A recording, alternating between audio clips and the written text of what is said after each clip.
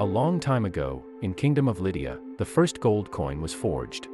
2,500 years ago, the Greeks and Egyptians traded goods and currencies with molten silver and gold coins, and their value were determined by their actual weights and their size. 500 years later, during the Roman Empire, currency minting was centralized and a government-run monopoly on currency trading was established. A centralized monopoly-like structure exists still today, with central banks deciding and ruling about monetary policies. 1,000 years ago, during the Middle Ages, copper became the most commonly used metal for minting coins and trading. Thus, by using copper instead of gold, it was possible to create coins with lower value. Monte dei Paschi, the world's oldest bank, was built around that time, and its only purpose was to facilitate currency transactions. The first forex market was established in Amsterdam, roughly 500 years ago. This possibility to freely trade currencies helped stabilize currency exchange rates. From Amsterdam, forex trades throughout the whole world were initiated. 240 years ago, 1875, the gold standard was introduced. Within the gold standard, a country was limited to only minting as much national currency as there was gold held in reserves. The gold standard had the purpose to guarantee the value of a currency. After the First World War, countries had to print more money in order to finance their expenses, which signals the end of the gold standard. By 1913, the number of forex trading firms rose from 3 to 71 within only 10 years in London.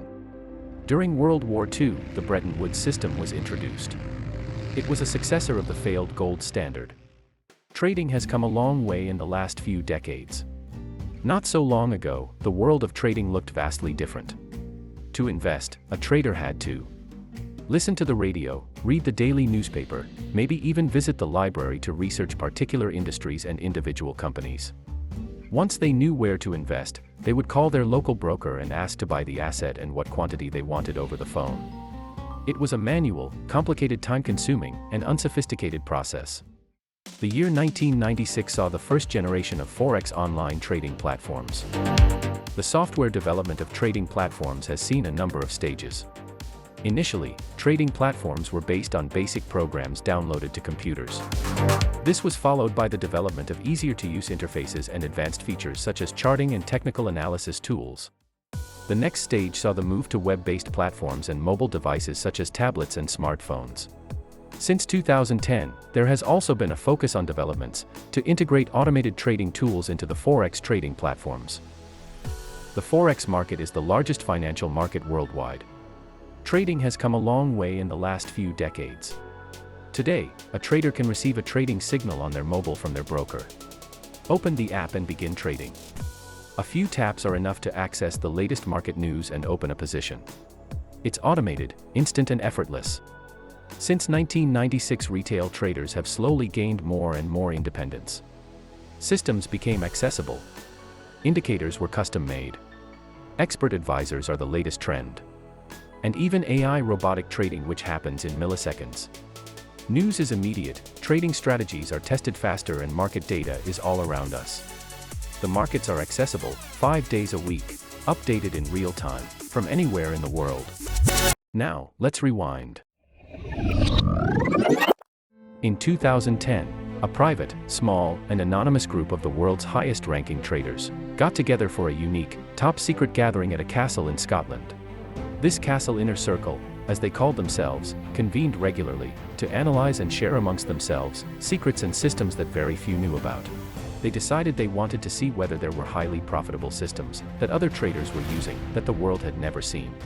To find out, they decided to run a contest, the first of its kind and largest the world had ever seen. A year or so later, the most prestigious trading challenge and the first and the biggest competition was held. It was called the Surefire Trading Challenge. This was a challenge where traders from all walks of life could enter.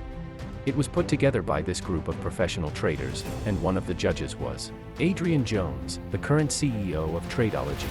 10,000 plus participants came from various parts of the world to participate in the event. Then it went down to 40 people, then 20, until the best of the best were chosen. 20 real accounts, worth $1,000, traded for 1 month. Here's a ranking table during the past challenge. The table shows who made it to the top, and everything was displayed so that everyone could see.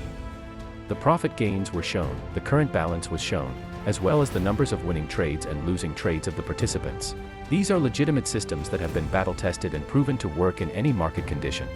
The few people who could actually make money were awarded cash and prizes. The contest was held a few times over a couple of years, and each time all the winners agreed to cede over the full details of the systems and keep them secret between them and the inner circle for at least a decade.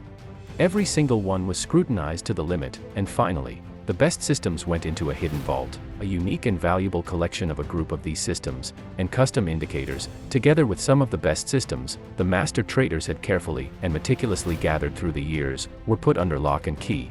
These were only accessible to a very small group of elite traders and placed into what they called the Master Traders Vault, the holy grail of the master traders. Until now they have remained inaccessible to anyone outside the inner circle. History is now about to unfold in what will be a game changer for retail traders. Tradeology is about to open the vault for a small group of fortunate traders.